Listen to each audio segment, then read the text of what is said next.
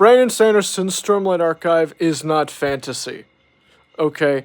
Like, I know I've called it fantasy in the past, and it's so easy to call it fantasy because in a large way it is, but in a larger way, especially towards the end, it is not the case. And as many readers, and I think Brandon Sanderson is kind of the exception to where it's kind of okay, but a lot of readers aren't signing up for a science fiction series. But ultimately, that's kind of what they're signing up for when they start reading the behemoths of the Stormlight Archive and even Mistborn and the others. Because that's what Brandon Sanderson does. He blends science fiction and fantasy.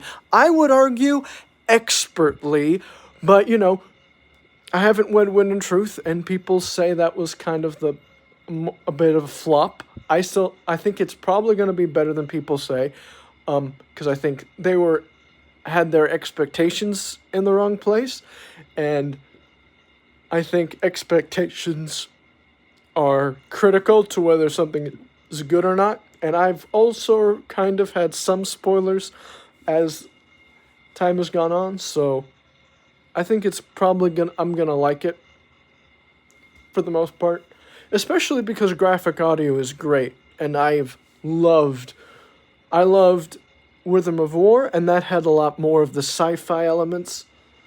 So, yeah, and the sci-fi elements are only going to continue. They're only going to get further deepened the further along in the timeline of the Cosmere we get. And we're halfway through the Cosmere, according to Brandon Sanderson. So expect the Stormlight Archive to become increasingly more sci-fi in the years to come. I think that is the best way to say it. It is not a high fantasy series. It is a high fantasy sci-fi series. I think that's the best way to put it.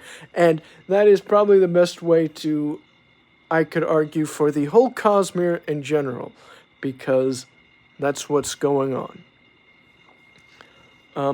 Though yeah. Happy reading, but yes, don't recommend it as a fantasy series because it is very much not. It is the blending, it is the coming together, the bridge of science fiction and fantasy.